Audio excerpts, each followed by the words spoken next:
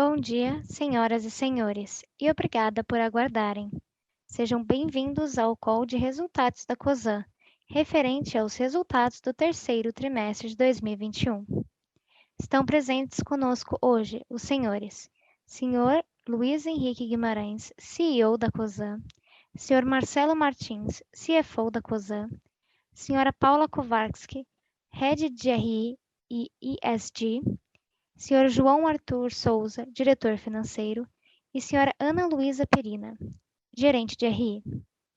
Informamos que este evento será gravado e conta com tradução simultânea para inglês. Durante o evento, todos os participantes estarão apenas ouvindo a apresentação da empresa e, em seguida, iniciaremos a sessão de perguntas e respostas quando mais instruções serão fornecidas. Hoje temos um webcast simultâneo que pode ser acessado pelo site www.cosan.com. A apresentação de slides também pode ser baixada pelo site. O áudio com replay desta teleconferência também estará disponível no site. Antes de prosseguir, gostaríamos de esclarecer que eventuais declarações que possam ser feitas durante esta apresentação, relativas às perspectivas de negócios da companhia, projeções e metas operacionais e financeiras, constituem-se em crenças e premissas da diretoria COSAN, bem como informações atualmente disponíveis para a companhia. Considerações futuras não são garantia de desempenho. Envolvem riscos, incertezas e premissas, pois se referem a eventos futuros e, portanto, dependem de circunstâncias que podem ou não ocorrer. As condições econômicas gerais, condições da indústria e outros fatores operacionais podem afetar os resultados futuros da empresa e podem conduzir a resultados que diferem materialmente daqueles expressos em tais considerações futuras. Agora, gostaria de passar a palavra para a senhora Ana Luísa. Por favor, senhora Ana Luísa, pode prosseguir. Bom dia a todos e obrigada pela presença na teleconferência da COSAN sobre os resultados do terceiro trimestre de 2021. Estão presentes comigo hoje o Luiz Henrique, nosso CEO, Marcelo Martins, CFO e DRI, a Paula Kowarski, Head de RI e ESG, e o João Arthur, diretor financeiro. Como essa é a nossa última teleconferência de resultados do ano, estamos com a casa cheia. Começo a apresentação com os principais destaques financeiros e operacionais de cada negócio, a partir da Raizen. Na última sexta-feira, a companhia já realizou sua própria teleconferência com o mercado, então vou passar resumidamente pelos principais tópicos do trimestre. A Raizen apresentou recorde de resultados na visão pro forma, isto é, consolidando os números da Biosev desde 1º de abril de 2021. Para melhor comparabilidade, ajustamos também os períodos anteriores. Vamos para o slide 4, falar de renováveis. Atingimos mais uma vez crescimento significativo de EBITDA, impulsionado por um cenário mais favorável de preços, especialmente de etanol. Temos um portfólio único de etanol para diversas aplicações, atendendo, portanto, a diferentes mercados e sustentando vantagens competitivas. Tanto, a redução do volume vendido reflete nossa estratégia de comercialização para a safra, bem como a queda na produção. Isso é reflexo da quebra de safra relevante na região centro-sul do Brasil, diretamente impactada pelo clima mais seco, além dos impactos de incêndio e geadas. A Raizen segue firme em sua jornada de eficiência e por isso tivemos uma performance agroindustrial acima da média de mercado, parcialmente compensando os efeitos do clima em produtividade. E por fim, a volatilidade atípica nos preços do PLD, ou do mercado spot, contribuiu para o melhor resultado em bioenergia. Vamos agora para açúcar, no slide 5. O segmento enfrentou no trimestre efeitos similares aos dos renováveis, apresentando queda nos volumes vendidos, parcialmente compensada pelos melhores preços. A maior parte da produção de açúcar desse ano será embarcada ao longo da segunda metade do ano safra, em linha com a nossa estratégia de comercialização, alavancando nossa infraestrutura e eficiência na precificação para maximizar a rentabilidade e proteger fluxos de caixa. No lado inferior direito do slide 5, apresentamos o CAPEX da operação agroindustrial da Raizen consolidado. A expansão foi devido principalmente ao aumento da inflação nos custos dos insumos, além dos investimentos adicionais para a recuperação da produtividade. Vamos agora para marketing e serviços, no slide 6. O maior volume de vendas ano contra ano e versus o segundo trimestre do ano reflete a forte recuperação na demanda, alcançando níveis pré-pandemia. O EBITDA ajustado foi em linha com o do ano passado, com rentabilidade saudável. A leve queda versus o trimestre anterior é resultado dos menores ganhos com a nossa estratégia de suprimentos, afetada por movimentações atípicas dos preços no período. Em relação às outras importantes peças da nossa plataforma integrada de marketing e serviços, seguem algumas atualizações. Em proximidade, seguimos com velocidade acelerada de aberturas, adicionando 138 novas lojas ao nosso portfólio nos últimos 12 meses. No Shellbox, os números continuam evoluindo de forma expressiva, atingindo quase 4 milhões de transações em setembro. Como já foi anunciado, tivemos o fechamento da aquisição da rede líder de distribuição de combustíveis do Paraguai e vamos passar a consolidá-la no próximo trimestre. Continuando a apresentação com a Contas Gás e Energia no slide 7. O EBITDA foi impactado positivamente pela atividade econômica, que impulsionou a demanda por gás natural da Comgás. O repasse da inflação, em maio, também contribuiu para o resultado recorde do trimestre. A Comgás apresentou mais uma vez forte expansão do volume distribuído para todos os segmentos. Além da performance alavancada pelo cenário macro de forma geral, o segmento comercial foi beneficiado pela flexibilização das restrições. No segmento residencial, o consumo foi alavancado por uma temperatura média mais baixa, além da consistente expansão da base de clientes. Com relação ao CAPEX, o aumento deve-se principalmente ao início das obras do terminal de regaseificação em São Paulo, em linha com o guidance. Antes de passarmos para o próximo slide, gostaria de destacar os principais marcos atingidos pela Compass ao longo deste trimestre. Primeiro, a Comgás e o Estado de São Paulo assinaram a prorrogação do contrato de concessão da Comgás até 2049, conforme previsto no contrato de concessão. Isso nos permitirá continuar investindo para garantir o fornecimento de gás natural de forma competitiva, com uma operação segura e com foco na satisfação dos nossos clientes. Segundo, em linha com a estratégia de aquisição da Gaspetro, adquirimos 51% do capital social da Sulgás, levando nossa experiência em distribuição para o Rio Grande do Sul. Por fim, e não necessariamente nessa ordem, fizemos a segunda rodada de investimentos privados na companhia, com o objetivo de garantir a estrutura de capital adequada e viabilizar a expansão da Compass. Indo agora para o slide 8, para apresentar os resultados da MUVI. Tivemos outro excelente trimestre no nosso negócio de lubrificantes, reportando EBITDA robusto. A queda entre os trimestres, no entanto, contempla uma base forte de comparação, uma vez que capturou demanda adicional represada no início do lockdown. Ainda assim, o negócio segue confiante em entregar resultados acima da expectativa, capturando benefícios das estratégias comerciais e de suprimentos, e levando a companhia a revisar o guidance, elevando de novo a projeção de EBITDA para o ano. Indo para o slide 9, para falarmos sobre Rumo. Como a Rumo também já realizou sua própria teleconferência com o mercado, vou recapitular rapidamente os principais efeitos do trimestre. O EBITDA foi duramente impactado pela quebra da safra do milho.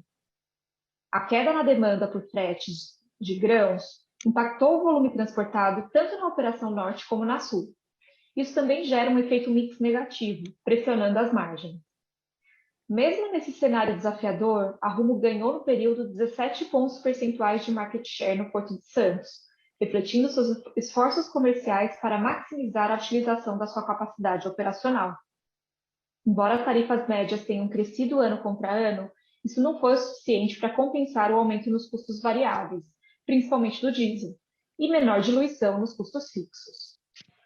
Os investimentos na comparação entre trimestres evidenciam a disciplina de capital da Rumo durante o cenário desafiador no curto prazo. Já olhando para o longo prazo, estamos confiantes de que a estratégia do negócio está no caminho certo. Demos um passo importante com a assinatura do contrato para a construção da primeira ferrovia estadual do Brasil com o estado do Mato Grosso, que nos conectará a Cuiabá e a Lucas do Rio Verde, suportando ainda mais o fluxo de exportações do agronegócio. Vamos para o slide 10, para apresentar o resultado consolidado da Cosan em base pro forma. Mesmo com os grandes desafios enfrentados pelo nosso portfólio, relacionados às questões climáticas no agronegócio brasileiro e à volatilidade macro, mantivemos a consistência na entrega de resultados acima da média do mercado e apresentamos EBITDA recorde no trimestre. As alavancas foram a recuperação estrutural da atividade econômica, o cenário de preços mais favorável para renováveis e açúcar, a consolidação da Biosev, além da nossa capacidade de entregar resultados sustentáveis. Além disso, tivemos o efeito do ganho extraordinário relacionado ao IPO da Raízen, que impulsionou nosso lucro líquido do período, atingindo o melhor resultado na história da Cosan. Indo para o slide 11, para discutirmos os principais destaques financeiros do grupo. Com relação ao endividamento, fizemos gestão de dívidas no grupo como um todo, com emissões importantes, principalmente na Cosan Corporativo, na Rumo e na Compass. A alavancagem reduziu para 2,1 vezes dívida líquida e EBITDA, dentro dos níveis ideais para o grupo, reflexo do maior EBITDA nos últimos 12 meses. No fluxo de caixa, a melhor performance operacional dos negócios foi compensada pelo aumento dos estoques e pela pressão de capital de giro na Raízen, reduzindo o fluxo de caixa operacional do trimestre. Já o fluxo de caixa de investimentos incluiu o pagamento da aquisição da Biosev e maiores desembolsos nos negócios, alinhados com os planos de investimentos das subsidiárias. O fluxo de caixa de financiamento, no entanto, registrou uma expansão significativa devido principalmente à entrada dos recursos do IPO da Raízen e dos aumentos de capital privados da Compass, resultando no fluxo de caixa livre para acionistas de mais de 8 bilhões na Cosan. Foram os principais assuntos dos últimos meses com relação ao nosso portfólio permanente. Atingimos marcos importantes, além de divulgarmos resultados consistentes. Indo para o slide 12. Na holding, o principal destaque do período é a criação da Cosan Investimentos, um novo veículo para viabilizar o processo de alocação de capital sustentável do grupo. Nosso objetivo é investir em novos modelos de negócios que sejam escaláveis pelo nosso ecossistema, focando em setores que temos vantagens competitivas, track record e, além disso, oportunidades que conectam digitalização e inovação. Para liderar essa iniciativa, nomeamos o Leonardo Pontes, até então VP da Raízen, à frente de marketing e serviços. Dentre os aportes da Cosan Investimentos, anunciamos ao mercado a JV Mineração, a aquisição de participação adicional da Radar, o investimento no Climate Tech Fund e, mais recentemente, entramos em mobilidade, com a JV Mobitech, em parceria com a Porto Seguro. Por último, mas não menos importante, antes de concluir minha apresentação, vou passar pelos desenvolvimentos recentes da nossa agenda ESG, no slide de número 13. A Cosan, representada pelo nosso CEO, juntamente com mais de 100 outros empreendedores, aderiu ao Manifesto Empresários pelo Clima, uma iniciativa liderada pelo CEBES, para posicionar o Brasil como uma verdadeira potência verde. Além disso, como mencionei anteriormente, contribuímos por meio da Cosan Investimentos para o Climate Tech Fund, fundo administrado pela Fifth Wall, uma das maiores gestoras de venture capital especializadas em inovação tecnológica. Esse fundo investe em companhias para promover tecnologia e soluções para enfrentar as mudanças climáticas. Dessa forma, esse movimento nos conecta a empreendedores, startups e investidores, que, assim como a Cosan, estão comprometidos com a descarbonização da economia. A Rumo emitiu um novo bond ligado à sustentabilidade, o que reforça o compromisso com a redução de emissões de gases de efeito estufa, com metas classificadas como ambiciosas pela Sustainalytics. Pela perspectiva financeira, essa emissão teve o menor yield da história da Rumo, reduzindo o custo de capital da companhia. A Raízen fez um grande progresso no desenvolvimento da agenda de renováveis, expandindo ainda mais seu portfólio de energia limpa. Espero que vocês tenham tido a oportunidade de assistir a Fórmula 1 durante o final de semana, onde lançamos uma Ferrari movida a etanol de segunda geração. Durante os últimos meses, a Raízen assinou um acordo com a Yara para fornecer biometano, sendo pioneira num contrato de longo prazo. Ganhamos um leilão para a venda de energia nos próximos 20 anos. Anunciamos a JV com o Grupo Gera para aumentar e acelerar nosso portfólio de geração distribuída. E, por fim, a Raízen estabeleceu uma parceria com a Volkswagen e a Shell, que Contempla iniciativas focadas na redução de emissão de gases de efeito estufa, basicamente incentivando o uso de etanol, entre outros. Os nossos princípios ESG são, de fato, as diretrizes estratégicas do Grupo Cosan. Nossas ações reiteram nosso compromisso com a descarbonização das cadeias de valor em que operamos e com o desenvolvimento sustentável do Brasil. Com isso, finalizo aqui minha apresentação. Gostaria de passar a palavra para o nosso CEO, Luiz Henrique, para seus comentários iniciais. Na sequência, podemos começar a sessão de perguntas e respostas. Obrigada. Bom dia a todos, obrigado pela presença. Eu acho que estar com vocês hoje aqui para a gente poder comentar os resultados do terceiro trimestre e olhar um pouco para frente também. A Ana já cobriu bastante, só queria pontuar alguns pontos importantes do trimestre e alguns eventos subsequentes. Primeiro, a gente avançou fortemente na agenda de estruturação do grupo, que a gente já vem comentando com vocês há muito tempo, depois do colapso, com o IPO da Raízen, o Private Placement, segunda fase do Private Placement da Compass, e vários atividades executadas que continuam da nossa visão de longo prazo, como a entrada na Sulgás, a extensão da Malha Norte na Rumo, o início da construção do terminal aqui em Santos, o estabelecimento da Cosan Investimentos e vários outros movimentos feitos na Raízen e outras empresas do grupo. Então, acho que é importante nossa agenda de ter o portfólio absolutamente estruturado, com management focado, garantindo o funding e principalmente olhando a atividade de longo prazo, foi muito bem estabelecido nesse trimestre, dando um importante passo. Então, é importante também frisar que a gente coincidiu de anunciar 3 deals seguidos na Cosan Investimento, então o mercado não deve esperar que esse será o nosso ritmo. Nós estamos trazendo agora, como já era planejado, o Léo Pontes para ser o head dessa área e estruturar a implementação desses projetos, Então é muito importante agora o foco na execução dedicada desses 3 projetos que foram anunciados. Então, isso também complementou um importante ponto na nossa agenda. Vocês viram aí, batemos o EBITDA recorde nesse trimestre e estamos vendo algumas questões importantes, na perspectiva muito positiva de safra para o ano que vem, que afeta, obviamente, positivamente os negócios da Rumo e da Raízen, a volta da mobilidade, com o avanço grande da vacinação, também muito importante para os nossos negócios, tanto na Compass, quanto na Move, quanto na Raízen, A agenda de carbono cada vez mais forte, e a importância da transição energética cada vez mais na agenda das empresas e dos governos, também outro ponto que a gente vê com bastante animação. E o último ponto foi algumas mudanças de pessoas que a gente fez na Raízen, que também consolidam o nosso pipeline interno e dão oportunidade de crescimento para as pessoas ao longo do tempo, focando ainda mais na importância no foco comercial e no foco no supply chain. Então, com isso, gente, de novo, importante ter as perguntas de vocês, os esclarecimentos e ter o diálogo aqui, que a gente está sempre junto. Estou eu, Marcelo e Paula aqui na sala, junto com a Ana, e à disposição para as primeiras perguntas que a gente vai iniciar agora. Obrigada. Iniciaremos agora a sessão de perguntas e respostas. Solicitamos, por gentileza, que cada participante faça até 2 perguntas. As perguntas podem ser feitas através de áudio, clicando no ícone Levantar a mão, disponível na parte inferior da tela. Neste momento, uma solicitação para abrir o microfone aparecerá na tela e você deverá clicar em Desmutar. Os participantes conectados via telefone devem digitar *9 para entrar na fila. Se sua pergunta for aceita, digite *6 para abrir seu microfone. Para enviar sua pergunta de texto, basta clicar no ícone QA, também disponível na parte inferior da tela, e digitar sua pergunta.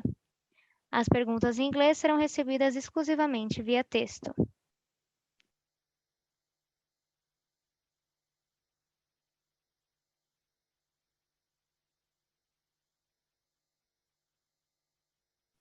Nossa primeira pergunta vem de Isabela Simonato, do Bank of America.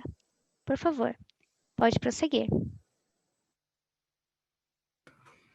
Bom dia a todos. Vocês me escutam? Escutamos bem, Isa. Bom dia. Bom dia, Luiz, Marcelo. Tudo bem? Obrigada pelo call. Minha pergunta é sobre a alocação de capital, Acho que, Luiz, é importante você mencionar do ritmo, da Cosan Investimentos, que agora a gente deve ver provavelmente uma pausa. E acho que desses investimentos que vocês têm anunciado, eles têm talvez tempos de capex diferentes, E ao mesmo tempo com os negócios crescendo e melhorando a EBITDA, a geração de caixa, entendo que a alavancagem da Cosan como um todo não deve fugir muito dos níveis que a gente está vendo atualmente, ou eventualmente até cair, né, com os crescimentos dos EBITDAs. Diante disso, assim, e que a gente, de novo, né, na Cosan Investimentos não deve ver mais um ritmo tão acelerado, como que vocês estão olhando de novo para a história das próprias ações, né? A gente vê a Cosan com um desconto de holding, aparentemente. Como que vocês estão pensando em alocação de capital voltando para dentro do grupo? Obrigado. Oi, Isabela, é o Marcelo. O Luiz cobriu aqui rapidamente sobre a nossa estratégia de investimento através da Cosan Investimentos. Só queria fazer um recap bem rápido aqui. A Cosan Investimentos, esse braço de investimentos que a gente chama de ativos não perenes, é algo que a gente já tinha discutido até com o próprio mercado, ainda que incipiente, há algum tempo. Nós estávamos já há um tempo razoável discutindo essas oportunidades de investimento que foram realizadas. E aconteceu que, à medida em que a gente achou que essa evolução aconteceria, a gente estaria pronto para fazer o anúncio da Cosan Investimentos. Lembrando que esse era mais um passo na linha de melhoria, né, da simplificação do grupo, que começou lá com a reorganização societária da CZZ. Bom, nós estamos, de fato, no momento em que a gente anunciou as transações mais relevantes que estavam em andamento, tá? Então, o mercado deve, sim, esperar uma desaceleração. Nós não temos, nesse momento, a expectativa de continuar esse ritmo de anúncio, para deixar bem claro.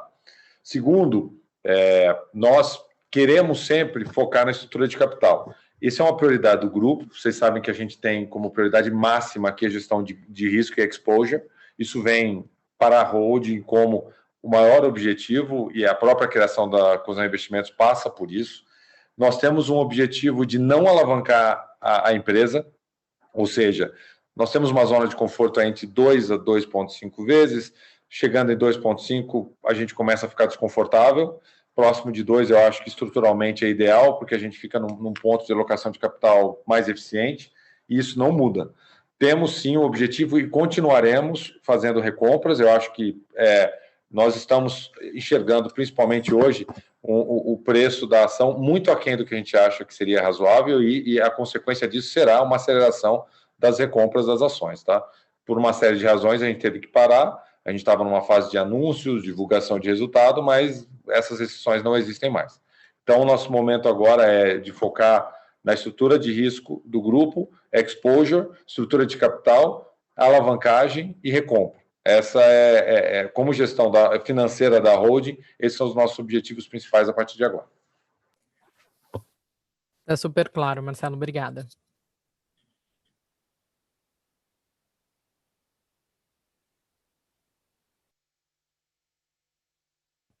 Senhor Tiago Duarte, do BTG Pactual, gostaria de fazer uma pergunta. Por favor, pode prosseguir.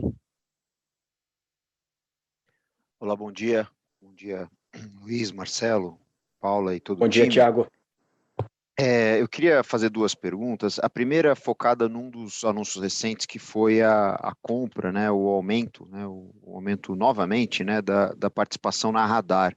Se vocês puderem comentar um pouco sobre o que muda, né, da Radar que vocês estão readquirindo ou ganhando novamente uma exposição importante, da Radar que vocês desinvestiram lá atrás. Eu me refiro, principalmente do ponto de vista, né, de necessidade de capital, né? A Radar, ela é uma empresa, ela era, né, uma empresa imobiliária, capturando os ganhos imobiliários de ativos de terra agrícola. Queria só entender se do ponto de vista do que ela deverá ser para frente e como isso comanda ou necessidade de aporte de capital ou extração de capital via venda de terra, pagamento de dividendo, como é que isso entra, né, para frente vis-à-vis o que ela era no passado para a Cosan? Essa é a primeira pergunta. E aí a segunda pergunta, acho que numa discussão um pouco mais ampla, na apresentação de vocês, em algum momento vocês falaram, né, de captura de valor no ecossistema, né, principalmente quando a gente olha, dá para pensar em uma série de vasos comunicantes entre os diferentes negócios, seja do portfólio permanente, seja da Cosan Investimento, de de largada aqui, você pensa no Payly, você pensa em Mobitech, você pensa na quantidade de consumidores que empresas como Compass, Raizen acessam diariamente, né? Dá para pensar muita coisa.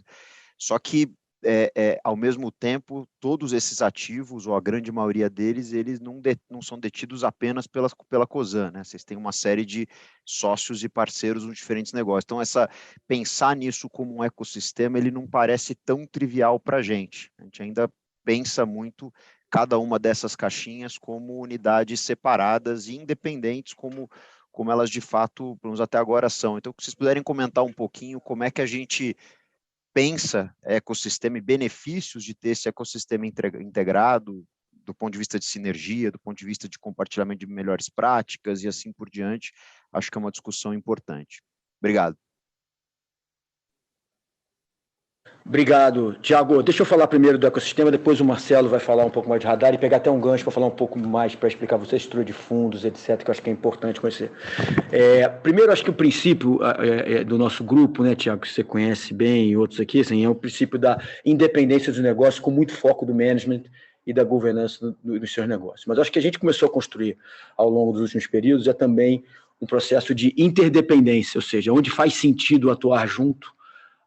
Eu vou dar para vocês alguns exemplos que não têm a ver necessariamente com monetização, mas tem a ver, como você falou, de melhores práticas, etc. Vou pegar o exemplo da segurança da informação, que eu acho que é um tema muito caro para todas as empresas, não só no Brasil e no mundo, né, onde a gente fez uma grande revolução na estrutura, como a gente fez esse processo desde que sofremos aquele ataque do ano passado. A gente já tinha uma estrutura bastante robusta, na nossa opinião, a gente aprendeu, obviamente, que a gente precisava melhorar bastante nessa área e não poupamos esforço nisso. E esse foi um esforço conjunto, onde todas as empresas do grupo se beneficiaram de um processo que tem escala necessária para ter os melhores profissionais, com foco necessário em cada negócio. Então, uma estrutura vou usar nomes técnicos aqui, se tiver alguma dúvida, a gente entra de CISOs e BISOs, né, que são Chief Information Officer, mas com Business Information Officer, Security Officer em cada negócio, com as áreas de back-office comuns, com os times de defesa também comuns e com a central de operação e de monitoramento comum, né?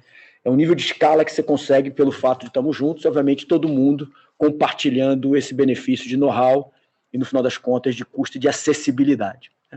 Se eu for para um outro extremo, né, quando a gente está olhando a questão de como explorar base de clientes, claro que a gente tem algumas condições de contorno. Uma, obviamente, é a lei de proteção de dados, que tem que ser observado, e outra é sempre que tem um benefício compartilhado com as empresas que estão participando, né? Então, são feitos transações, como se fossem contratos internos, onde parte do resultado é alocado para as empresas que estão participando dessa iniciativa, tá, Tiago? Então, assim, dá um pouco mais de trabalho, óbvio, mas acho que força também a disciplina de garantir que tem valor em cada uma dessas operações. Então, a gente está olhando como um todo, né? Estamos interfaceando com cada uma das empresas de maneira a garantir o respeito à governança e à participação dos outros sócios, e a gente sempre... Eu acho que isso é uma característica que a gente desenvolveu ao longo dos últimos anos, um respeito enorme e uma capacidade de transparência muito grande com todos os nossos sócios, sejam sócios, vou chamar de privados, sejam sócios como vocês, o mercado. Então, assim, acho que você vai ver cada vez mais iniciativa nessas áreas, mas sempre garantindo que as empresas que estão participando estão privilegiando. E um outro exemplo também, que parece pequeno, mas com potencial enorme, é toda a questão, por exemplo, de compras conjuntas, né, onde foi um avanço enorme que a gente fez nesse último ano, de itens que podem ser comprados conjuntos, como serviços, materiais, etc., que também foi coordenado entre as empresas, sem que a gente precisasse criar estruturas adicionais no grupo como um todo. Então, essa questão de independência, com interdependência cada vez mais presente, gerando resultados importantes que vocês vão começar a ver cada vez mais no bottom line, tanto no top line, né, gerando mais receitas e resultados, como no bottom line com redução de custos, mas já com coisas práticas entregues nesses últimos 12 meses. Marcelo. Oi, Tiago. Bom, quando nós anunciamos a Cosan Investimentos, e a nossa ideia era deixar claro para o mercado que, primeiro, esse portfólio ele estaria destacado do portfólio permanente do grupo, que a gente chama de portfólio perene, que são as verticais de negócios que são relevantes, estabelecidas e que se tornaram incumbent players, cada um no seu respectivo setor. E o que nós queríamos também atingir era a capacidade de levantar capital, ter flexibilidade no financiamento dessas oportunidades sem diluir o acionista da Cosan S.A. Para a gente era importante que a Cosan ela não se tornasse única e simplesmente uma fonte de captação de recursos de equity para investimentos em novos negócios. Da forma como a gente estabeleceu a Cosan Investimentos, a gente atinge duas coisas. A capacidade de levantar recursos e financiar os negócios independentemente, e segundo, a possibilidade da gente spin-offar esses negócios coletivamente ou separadamente do portfólio, à medida que a gente acha que tem atingido um grau de maturidade que faça sentido que esses negócios caminhem fora do portfólio permanente. A gente sempre disse que essa é uma visão oportunista, ou seja, todas as vezes que a gente achar que tem uma possibilidade de leverage, algumas sinergias com o grupo, sem que a gente gere conflitos, e a gente tem a capacidade de investir em negócios onde a gente acha que a gente possa contribuir, a gente vai fazer isso através desse braço.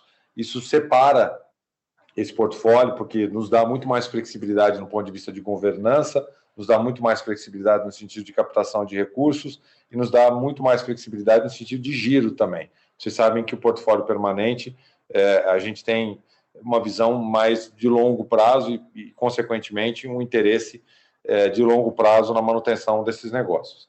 A Radar foi uma grande oportunidade. Vocês se lembram quando a gente vendeu a participação na empresa, se não me engano, há 5 anos atrás, o preço que nós obtivemos, comparado com o preço que nós pagamos agora, principalmente se a gente olhar em dólar, na verdade, uma grande oportunidade de investimento. Nós gostamos do setor, e uma coisa que é importante lembrar, esse investimento do portfólio fomos nós que fizemos, ou seja, a decisão de comprar todos esses ativos foi nossa. Nós, na verdade, não estamos entrando num negócio que a gente não conheça o perfil dos ativos que estão lá dentro, né? Porque a nossa decisão e a nossa escolha, a nossa seleção dos investimentos foi feita e muito pouco aconteceu do ponto de vista de investimento na Radar desde o momento que a gente vendeu aquela participação. Vocês sabem quem tem uma participação relevante no controle da companhia, e o que a gente está fazendo de fato agora é aumentando a nossa participação econômica para que a gente possa continuar na gestão desse portfólio da forma como a gente fez até o momento em que nós vendemos lá atrás. Então, eu acho que foi uma oportunidade muito interessante, a gente discutiu isso bastante aqui dentro, nós tínhamos um target de preço que, se não fosse cumprido, nós não faríamos, tá? Porque vocês também entendem que nós temos uma disciplina com relação ao retorno pretendido dos nossos investimentos, até porque, de novo, né, a nossa leitura a respeito de custo de oportunidade aqui é muito clara. A gente tem os nossos negócios, que hoje são todos autossuficientes do ponto de vista de financiamento do seu crescimento e das suas oportunidades aí de desenvolvimento, e nós temos outras oportunidades que surgem recorrentemente. E essa foi a melhor forma da gente aproveitar essas oportunidades sem que a gente gerasse um impacto para o acionista de Cosan. Eu concordo com você que se a gente não deixar claro e o mercado não entender o objetivo que a gente atinge ao fazer esses investimentos, a gente pode adicionar flexibilidade, complexidade, desculpa. Mas eu gostaria de deixar claro que nós teremos toda a flexibilidade, de novo, não só do ponto de vista de captação, mas também, eventualmente, de reposicionamento desses negócios até fora do portfólio, se for o caso. E a gente vai fazer isso à medida que a gente acha que chegue no ponto de maturidade de cada um desses investimentos. E Marcelo, acho que é importante, né, acrescentar que são fundos dedicados e, portanto, permite trazer acionista específico para cada um dessas oportunidades também. Né? Cada investimento está no FIP, né? Tá cada um deles. Tiago, tá respondido, Tiago? Mais algum ponto? Está respondido. Muito obrigado aos dois. Obrigado. A próxima pergunta vem do senhor Luiz Carvalho, do BS. Por favor, pode prosseguir. Oi, pessoal, Luiz, Marcelo, Paulo, João, Ana, obrigado por pegarem as perguntas. Queria abordar talvez três linhas de negócio aqui. Eu acho que parte da questão de alocação de capital acho que já foi bastante respondida, mas eu queria tentar aprofundar um pouco mais, Luiz, sobre o primeiro business de mineração que vocês entraram recentemente e entender nessas últimas semanas ou um pouco mais o que eventualmente já teve de desenvolvimento, o update que vocês possam divulgar, que vocês possam dar para a gente, dado o deal que vocês fecharam lá em relação ao Porto. Então, acho que foi bastante interessante ver logo depois ali obviamente, da assinatura, vocês terem conseguido resolver a parte logística ali. Acredito que isso, obviamente, já estava eu diria, bem encaminhado. Mas primeiro se vocês puderem dar um pouco mais de visão, um pouco mais de cor sobre isso. Segundo, ainda sobre talvez o business da Compass, se vocês puderem também dividir um pouco mais ali, um pouco do racional em relação ao bid que vocês fizeram na Sulgás, quer dizer, me parece um dos estados bastante importantes, obviamente, né? Mas entender um pouco como é que vocês pensam, talvez, as próximas talvez privatizações aí de alguns estados que eventualmente estão indo nessa mesma direção, e como isso poderia, ou não, na opinião de vocês, ter algum tipo de, talvez, de reação do CAD. E, por último, e aí desculpa talvez aqui ser um pouco mais específico, mesmo estando no call da Cosan, mas a gente está vendo uma reação bastante, eu diria, talvez contundente agora na Raízen, pelo menos hoje, e conversando com alguns distribuidores, né, pelo menos o papo que a gente escutou, e eu queria, obviamente, saber de vocês, é que nessa última revisão da Petrobras, agora dos pedidos para dezembro, aparentemente a Raízen teve um corte de 20%, para ser mais preciso, de 19% no sistema Petrobras. E aí eu queria entender, Luiz, como é que vocês estão pensando, talvez até voltando à pergunta do Tiago, olhar um pouco o business um pouco mais integrado para talvez, não sei, aqui diversificar um pouco esse supply, dada essa mudança de comportamento da companhia aqui. Desculpa ser mais business específico, mas acho que é importante aqui. Obrigado. Bom dia, Luiz. Não, obrigado. Sem problema, Luiz. Você tem crédito com a gente aqui. Vamos lá. Deixa eu começar pela terceira da Raízen, que eu acho mais importante. Primeiro, assim, os cortes da Petrobras são em linha do mercado. Tá? A Petrobras não faz nenhum tipo de privilégio ou discriminação com qualquer dos players. Tem a ver com sua habitualidade, com seu histórico e com o tamanho da capacidade que ela tem de suprir e o tamanho do pedido que foi colocado de cada companhia. Tá? Então, eu podia te dizer aí que esse processo não vai gerar nenhuma desvantagem, muito menos nenhuma vantagem para nenhum dos players, na nossa opinião, a menos aqueles que não compravam da Petrobras habitualmente e tentam comprar nessa última hora, não vão ter o pedido colocado de forma alguma, vai ter um corte muito maior do que a média do mercado. Tá? Então, eu acho que esse tamanho, eu não estou te confirmando que o número é 19, mas qualquer que seja o boato do mercado aí, eu tenho como te afirmar que ele é absolutamente consistente com o que o mercado vai levar de corte entre os players que estão presentes na composição dos últimos meses. Tá? É importante dizer aí, Luiz, que essa eu acho que pode ser uma nova paradigma, nova realidade do mercado brasileiro, onde a Petrobras não vai mais garantir o supply a qualquer preço, a qualquer custo, a qualquer momento, a qualquer localização. Que eu acho que é uma boa notícia para a maturidade do mercado brasileiro, que por muitos anos ficou ancorado nessa premissa de que, se por algum momento a Petrobras estiver abaixo do preço de paridade, isso é um momentâneo, porque ela está regulando o preço com a sua frequência, com a sua política de preço, ela vai trazer o produto porque ninguém vai importar. Eu acho que ficou marcado aí nas últimas semanas, e o mês de novembro talvez o mais característico, é que quem não se preparar com infraestrutura, com capacidade de trouxer produto, vai deixar os seus clientes contratados e não contratados secos. Né?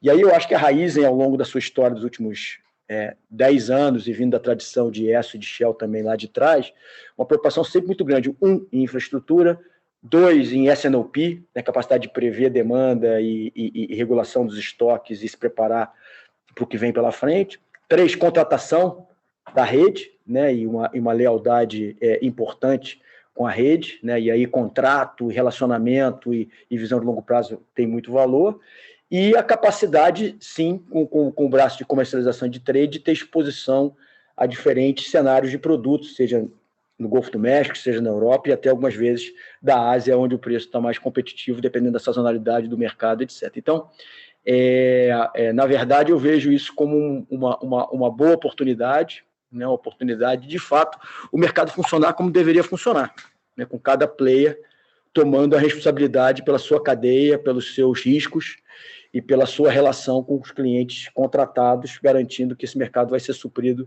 de maneira otimizada, eficiente e com garantia de segurança e suprimento, que passa a ser um valor, como sempre é em qualquer mercado. Então, eu honestamente vejo isso, acho que já acontecendo em novembro, e parece ser a continuidade que a Petrobras vai dar, tomando todo mês os seus pedidos, programando e trazendo, eventualmente, algum gap que ela tem na produção dela, mas não para complementar os gaps de mercado principalmente no diesel, mas às vezes também com a gasolina, especialmente agora que a gente entra na entre-safra de etanol, que teve uma quebra, e, portanto, os volumes que vão para a entre-safra são menores do que habitualmente acontecem, permitindo que as empresas que estejam melhor estruturadas, capacitadas e, repito, que tenha relação e contratual, tenham, na minha visão, a vantagem competitiva nesse momento.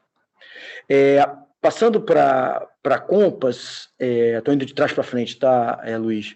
Para Compass, aí a visão muito simples, que eu acho que o Nelson colocou muito bem em todos os momentos que ele teve interação com vocês, que é a réplica do modelo da Comgás. Quer dizer, eu acho que nos últimos 9 anos, eu acho que a gente conseguiu provar aqui que dá para fazer diferente nesse negócio de distribuição de gás, né, com uma visão bastante comercial e desenvolvimento de mercado, com uma visão de redução de custo e de eficiência na construção de redes, com uma visão de mix, né, a importância de ter residencial, comercial e industrial, né, vocês veem que a Comgás já está com 50% da sua margem nos segmentos não industriais, ou até um pouco mais. Então, assim, essa é a mesma visão que vai ser replicada lá no Sul, que tem um benefício adicional de ser um pouco mais frio que São Paulo durante o inverno, né? Então, é um mercado que demanda ainda mais gás para outras aplicações. Então, é uma visão, eu diria, simples, mas acho que muito efetiva, de você replicar um modelo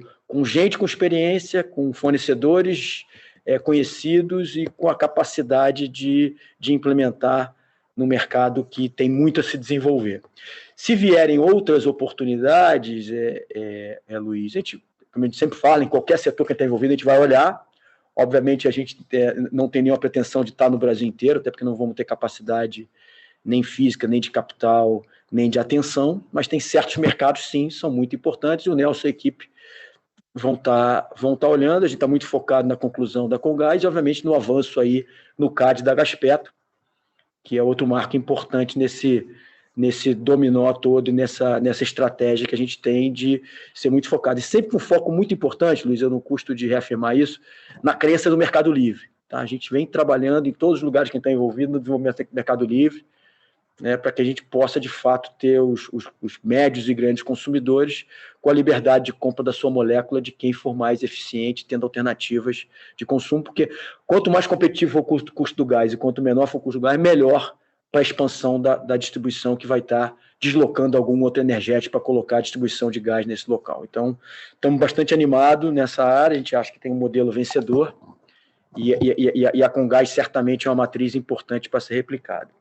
Quanto a JV de mineração, né, Luiz, esse é um projeto de longo prazo, né, é uma indústria de longo prazo, onde a gente se concentrou aí nas últimas semanas, desde do anúncio do deal, foi no avanço da negociação do porto, da conclusão, né, então concluímos a primeira etapa aí dos 49% da aquisição do acionista minoritário, né, já tivemos aí o ok do CAD, e estamos agora no avanço com a CCCC, que é o nosso sócio agora, né, com 51% do porto, para que a gente conclua isso, e sempre dissemos e vamos continuar reafirmando, a logística é fundamental na nossa visão, na evolução de qualquer projeto de mineração, né, e, portanto, a gente está muito satisfeito com a rápida evolução que a gente está tendo nessa questão do porto. E, do outro lado, o time continua sendo montado, né, e acrescentado com os recursos-chave para continuar na questão toda de sondagem, validação das reservas minerárias e implementação da planta piloto, etc. Mas, como a gente colocou lá no começo, é um projeto de longo prazo, mas nós estamos dando passos importantes também, buscando um baixo impacto e a menor pegada de carbono da indústria, visando seu fornecedor de referência para a siderurgia verde, que acho que nas últimas semanas teve mais anúncios sobre isso de qualquer outro segmento, e super importante no nosso posicionamento nesse mercado. Respondi, Luiz? Está claro. Obrigado mais uma vez, e desculpa ter sido mais específico aqui nesse call. Obrigado. Obrigado a você. A próxima pergunta vem do senhor Regis Cardoso, do Credit Suisse. Por favor, pode prosseguir. Bom dia, Luiz, Marcelo, Ana, Paula. Vocês me escutam? Posso prosseguir aqui com a pergunta? Bom dia, escutamos muito bem, Regis, alto e claro. Obrigado, Luiz. Duas perguntas do meu lado. A primeira é um pouco mais curto prazo, pensando ainda esse ano. O guidance, acho que foi um tema um pouco mais controverso, né, nessas earnings season agora. no primeiro momento, com a Raizen, um guidance que veio, acho que abaixo da expectativa nossa e da maior parte do mercado, sobretudo no renováveis, que nos parece ainda conservador, né? Mas, enfim, queria saber se você pode comentar, talvez, um pouco em adição ao que o Mussa já tinha falado na semana passada, mas aí, mais especificamente sobre o resultado novo e o guidance novo agora da Cosan, Compass e Moove também tem vamos dizer, um guidance para o ano que indica uma redução sequencial do EBITDA agora no quarto trimestre. Então, se pudesse, talvez, Luiz, contar um pouco aí da dinâmica sazonal, enfim, o que esperar do quarto tri. Me parece que o guidance está mais conservador, talvez vocês estejam mirando aí o topo do guidance, enfim, queria ouvir de vocês. E o outro tópico, o segundo tópico, eu acho que o Marcelo já deu uma pincelada nele, mas é sobre o funding e a alocação de capital da Cosan Investimentos, porque vocês entraram em alguns setores que são bem intensivos em capital, né?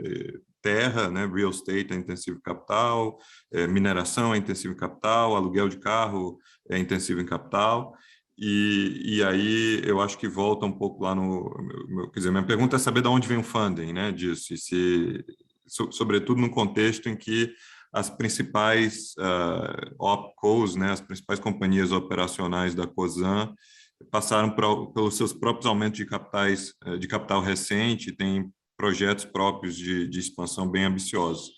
E aí eu tenho a impressão que, talvez num primeiro momento, o capital venha de dívida na holding mesmo, mas que no instante seguinte talvez venha de sócios e aportes marginais nessas estruturas de fundo das companhias. Mas queria ouvir de vocês, entender um pouco qual que é vamos dizer, a variável também de decisão de onde levantar o funding. Obrigado. Obrigado, Regis. Deixa eu te falar rapidamente, né, dos três guidance que você mencionou. Nossa expectativa é que todos eles ficam no topo do guidance, ou muito próximo ao topo do guidance, tá?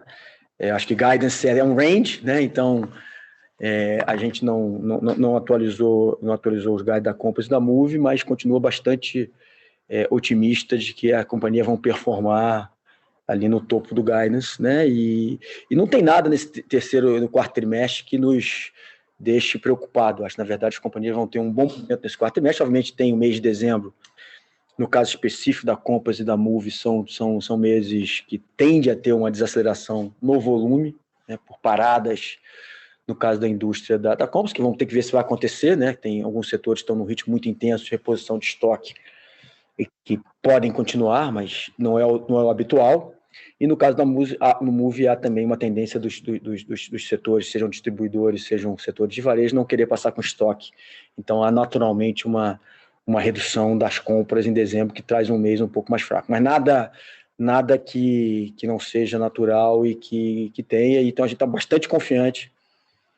Todas as companhias, né, Raizen, Compass e Moove, vão entregar no topo do guidance, né, complementando aí um quarto trimestre forte, né, mas com as características sazonais que cada um dos segmentos tem. Marcelo, quer falar um pouco sobre funding? Sim, Regis, vamos lá.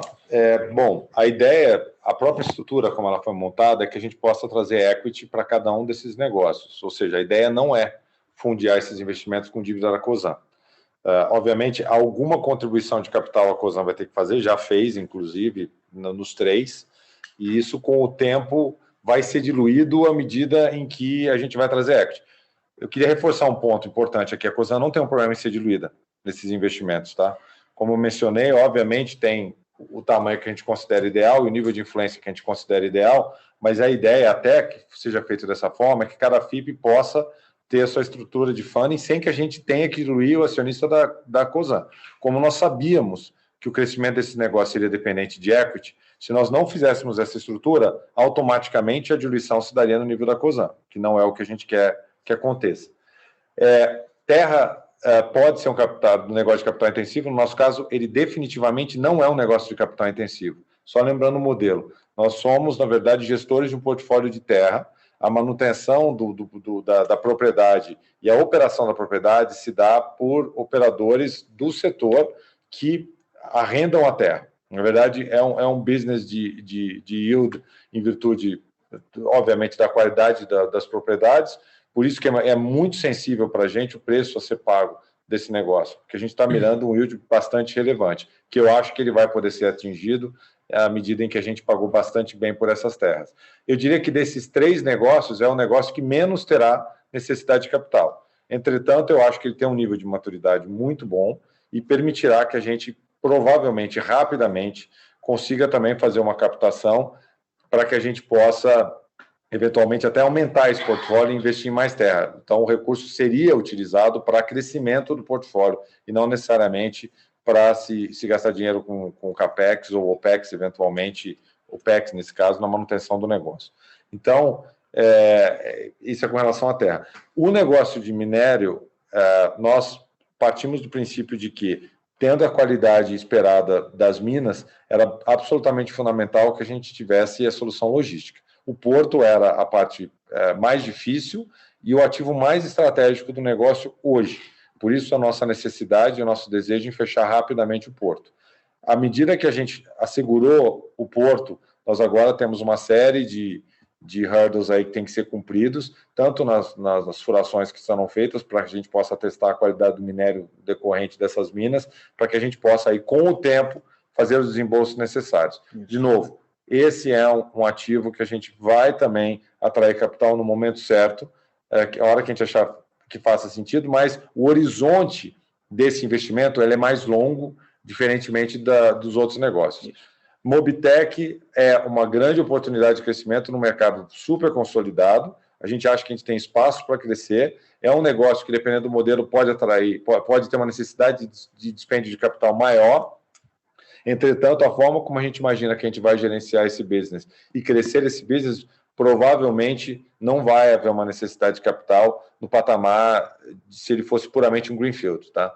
Então, a nossa visão aqui, ela é, de novo, estratégica, porque a gente acha que são setores que a gente agrega valor, mas muito sensíveis a risco e à atração de capital. E a nossa ideia é, sim, com o tempo, atrair capital de terceiros no nível dessas 3 empresas. À medida que a gente vai amadurecendo, a gente vai gerenciando o portfólio e tirando elas de dentro do portfólio, ou através de venda, ou através de spin-off, ou qualquer outra alternativa que a gente acha que faz sentido, IPO, o que quer que seja, mas na hora certa, considerando que o ativo está maduro o suficiente para esse próximo passo. Obrigado, Marcelo e Luiz Henrique. Se eu puder só, Marcelo, um follow-up rápido nessa discussão do aumento de capital nas investidas, porque você teria a opção de aumentar capital tanto no fundo, né, no FIP, quanto na investida diretamente. E uma outra ponderação, provavelmente, é essa estrutura de co-controle, né, numa JV 50-50. Por exemplo, se eu usar aqui o exemplo da Mobitech para ilustrar o meu ponto, se você faz um aumento de capital, né, um aporte de equity no fundo, você precisaria que o teu sócio, né, para manter a estrutura 50-50, fizesse um aporte de igual tamanho do outro lado. E aí a alternativa talvez fosse aumentar direto na empresa e na Mobitech, né? E aí manter o mesmo grupo de controle nos mesmos stakes. Então, eu queria só, acho que na prática, entender quando que vocês optam por levantar capital na estrutura do fundo ou diretamente nas investidas. Então, o FIP é o veículo da Cosan. Então, os nossos sócios entrarão no FIP. E o FIP, a partir do momento que ele levante o capital, ele vai usar esse capital para integralizar na empresa operacional, mas sempre participando do bloco da Cosan. A Cosan eventualmente se dilui no nível do FIP ou não, dependendo da estratégia dela de colocar mais dinheiro ou não, e esse capital é canalizado para o investimento. E aí os sócios do FIP, ou seja, os investidores do FIP, entrariam como sócios da Cosan, aportando capital, que juntamente com o capital da Cosan seria direcionado para as investidas. Esse é o modelo para todas elas. Eventualmente, se é investida em algum momento, a gente decide fazer um IPO e a empresa vai ser listada, o FIP é um investidor numa empresa que passa a ser uma empresa pública e deixa de ser uma empresa privada. Mas o objetivo é que o FIP, de fato, seja o veículo de captação de recursos antes que eles sejam canalizados para as empresas. E com transparência, com todos os nossos sócios nesse sentido, o que a gente sempre assegura é que a gestão do FIP vai estar com a Cosan, que obviamente é o sócio que foi escolhido pelo outro sócio que está na empresa, tá? Então, a questão de controle e gestão do FIP é que é importante. Mas como o Marcelo colocou muito bem, né? A gente pode ter sócios no FIP que não necessariamente são sócios diretamente da empresa, são sócios no FIP que, consequentemente, são da empresa, mas não diretamente da empresa. E nas empresas a gente tem sócio nas três, né? Exatamente, temos sócio em todas as empresas, tá? Que é uma característica nossa aí, do nosso portfólio, é como isso, tá, Regis? Ficou claro? Legal, ficou claro. Obrigado, Luiz. Obrigado, Marcelo. Parabéns pelo resultado. Bom dia. Obrigado. A próxima pergunta vem do senhor Gabriel. Por favor, pode prosseguir.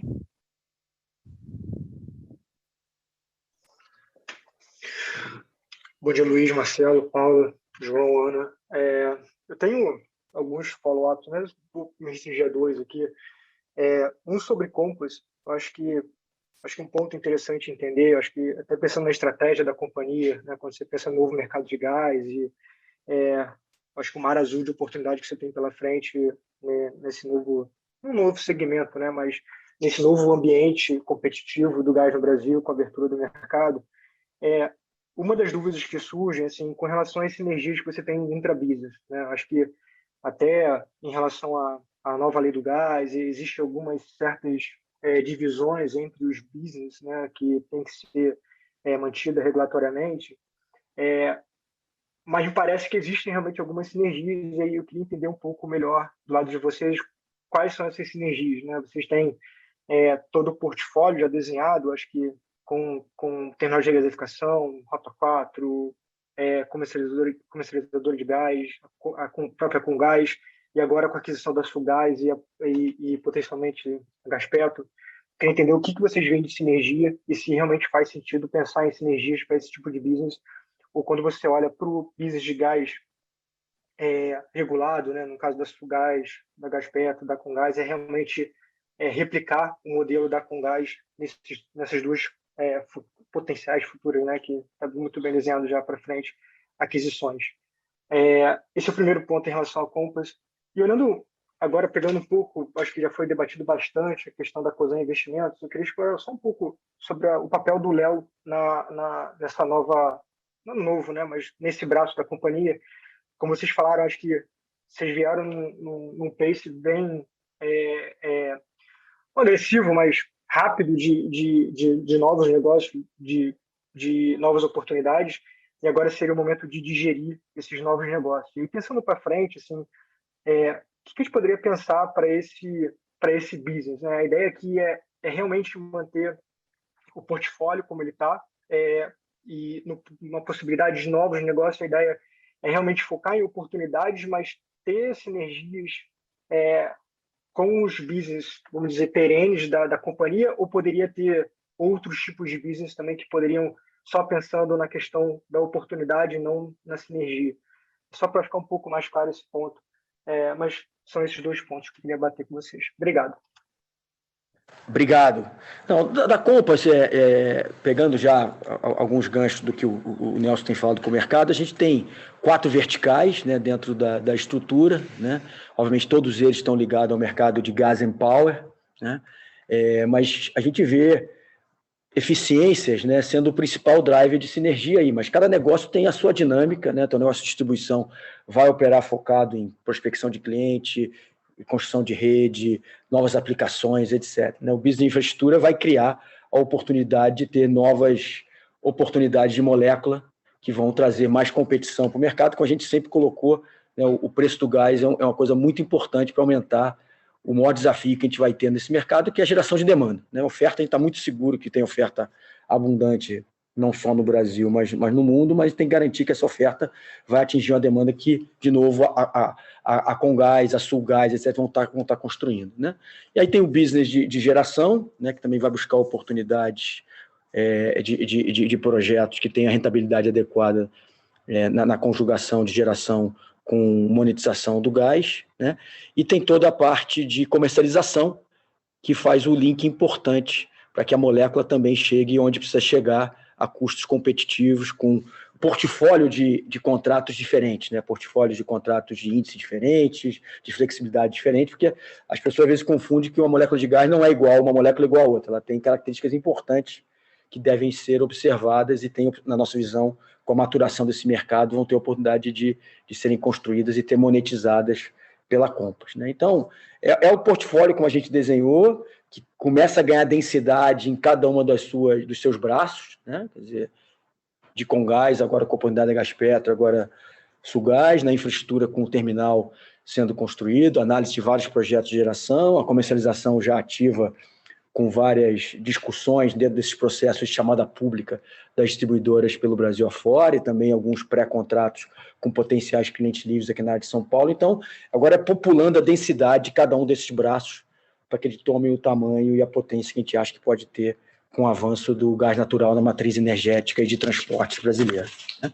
O segundo ponto, o papel do Léo é ser, de fato, ali o CEO dessa iniciativa nossa, né, responsável por esse portfólio que já está construído, né, e colocar em prática os conceitos da Cosan, a disciplina de alocação de capital da Cosan, a seleção das pessoas, né, o desenvolvimento das pessoas e tudo que precisa ser feito para que esses novos empreendimentos que a gente está fazendo com sócios tenham sucesso, né? E ele vai estar o tempo inteiro, né, fazendo screening dentro do nosso ecossistema, que foi a pergunta do Thiago, muito importante, de oportunidades de monetização, né, sempre com um olho grande em digitalização, que é uma oportunidade enorme que a gente tem, e geração de valor em pérolas que a gente está escondida, né, dentro do portfólio. Tem visto isso em vários casos, como é o caso de toda a parte de transações financeiras, a parte de seguros, a que eu falei da parte de segurança de informação, e várias outras que a gente vem, ao longo do tempo, junto com os CEOs das empresas, trazendo à tona e avançando para que eles sejam monetizados. Então, esse é o papel dele, garantir que esses 3 primeiros veículos que a gente tem tenham sucesso e, continuamente, olhar o nosso portfólio dentro do nosso ecossistema e gerar oportunidade, geração de valor dentro dele, com foco dedicado para garantir que cada peça do nosso tabuleiro, que é o nosso princípio, tenha sempre um owner, e um owner que tenha responsabilidade pela entrega de resultados, formação de equipe, alocação de capital e a disciplina de como a gente controla os nossos negócios. Respondi? Respondido, Luiz. Obrigado.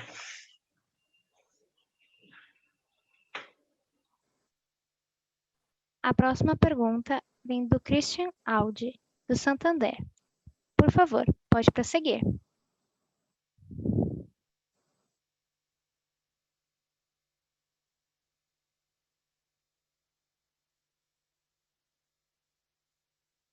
Christian? Oi, Luiz, me ouve?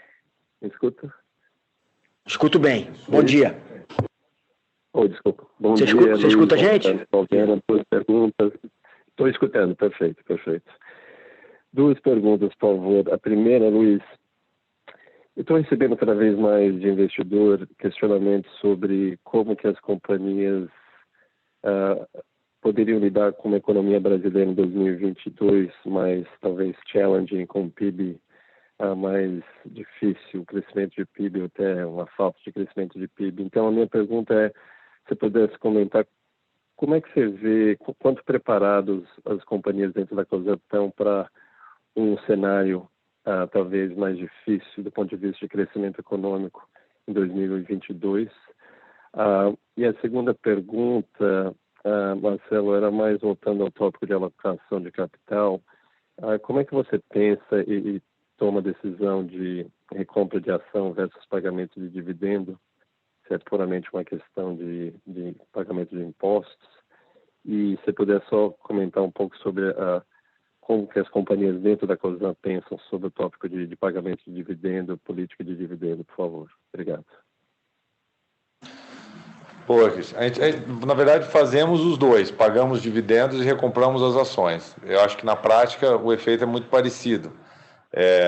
E isso deveria beneficiar o acionista, ainda mais no momento em que a ação está com preço muito deprimido, por razões que eu acho que, na verdade, são imediatas e passam mais para o entendimento do mercado de uma situação que não é perene. Mas, enfim. De qualquer forma, nós faremos os dois. Nós pagaremos dividendo, vai ser um ano recorde de pagamento de dividendo, se você olhar o resultado, e nós recompraremos as ações, tá? Isso eu até mencionei no começo do call. Nosso objetivo é retomar imediatamente a recompra das ações. Nós faremos isso a partir de hoje. Então, isso sempre foi parte do nosso objetivo, sempre foi parte da nossa estratégia e não vai ser diferente. Com relação às nossas decisões de pagamento de dividendo, as empresas todas têm uma uma posição muito clara. Elas são autofinanciáveis, ou seja, elas têm que usar sua geração de caixa para poder financiar os seus negócios, numa linha estratégica 100% definida conosco, né, com os acionistas, e operacionalmente eles tocam a vida, só que todas elas são geradoras de caixa. As que eventualmente pagam menos dividendos é porque tem um momento de crescimento e dedicação no seu próprio business maior, por isso demandam mais caixa do que as outras. As que estão num ponto de maturidade maior pagam mais dividendo. É assim que funciona. E a Cosan, obviamente, tem um objetivo de continuar pagando dividendo para os seus acionistas. Eu até mencionei, a Cosan Investimento não vai atrapalhar essa dinâmica, até porque o nosso objetivo é trazer capital de terceiros, mesmo que isso signifique alguma diluição. Quanto à tua primeira pergunta em relação ao PIB 2022, é óbvio que a gente está sempre, né, observando e fazendo nossos cenários em relação ao que pode acontecer, principalmente gerenciando o risco no downside, mas a gente, quando olha, né, o cenário prospectivo da melhoria em relação do regime hídrico e da safra que se aproxima, tanto de soja e de milho quanto de açúcar, né, da cana-de-açúcar, a gente vê com perspectivas bastante positivas. Então esses business, na nossa visão, independente do PIB, serão positivamente afetados, né? A volta, o que parece ser do ano inteiro que vem da mobilidade, é um outro fator importante para os nossos negócios que dependem de mobilidade. Então também a gente vê esse avanço da vacina e a forma como o brasileiro reagiu à vacina, que não é surpresa, extremamente positivo, né?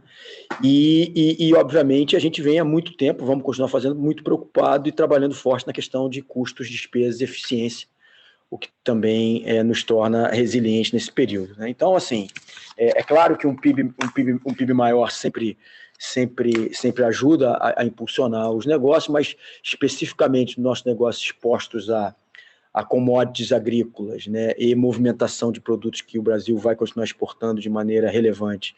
A gente vê de maneira bastante positiva e melhor do que foi esse ano, né, e a mobilidade também que teve, a gente esquece, né, mas foi afetado lá no início do ano, em abril e maio também, tanto no Brasil quanto nos outros países que a gente atua, voltando de uma maneira mais forte, mais perene também, de maneira positiva, né, e nos defendendo com muita disciplina na questão toda de funding e gestão de custos. E daí a importância que eu mencionei, né, dessa interdependência da empresa e todo o dever de casa que a gente fez nos últimos 18 meses, de compras conjuntas, atividades conjuntas, renovações de projetos que têm benefícios comuns entre as empresas, para que, de fato, a gente possa ter uma base de custo e de eficiência muito, muito forte para fazer frente ao que vem aí nos próximos meses. Tá ótimo, obrigado, Luiz e Marcelo. A próxima pergunta vem do senhor Bruno Montanari, do Morgan Stanley. Por favor, pode prosseguir. Boa tarde a todos, obrigado por pegar a pergunta. Acho que os principais tópicos já foram discutidos. Tenho só mais uma curiosidade sobre Compass, né? Olhando aí o que aconteceu com o preço do GNL no mercado internacional, queria entender se as conversas que vocês têm tido com potenciais novos clientes industriais, por exemplo, se elas esfriam, se as empresas têm receio de uma volatilidade maior no custo da molécula, enfim, entender como que é a cabeça desse nicho novo que pode surgir com a abertura do mercado de gás. Muito obrigado. Obrigado, Bruno. Assim, eu acho que é importante nessas análises todas, né, que a gente tem olhado, esses segmentos todos que a gente está presente, a questão do curto prazo spot com questões de longo prazo, né? Quer dizer, obviamente o mercado de gás sofreu um choque muito grande dado as disrupções de supply chain e o ritmo da retomada que o mundo teve, né? Talvez surpreendendo a maioria dos produtores e dos transportadores, o que impulsionou nesse curto prazo, que a gente já vê um certo arrefecimento. Obviamente vamos ver como é que vai ser o inverno no hemisfério norte, aí, quão intenso ele vai ser, mas o fato é que isso não muda, eu acho até reforça, né, a necessidade dos clientes industriais terem um portfólio de fornecimento de contratos com bases diferentes, tempos diferentes, né, flexibilidade diferente, né, que eu acho que só reforça a necessidade de mitigação de risco e de gestão das suas alternativas, o que não era possível no Brasil quando só tinha um único fornecedor,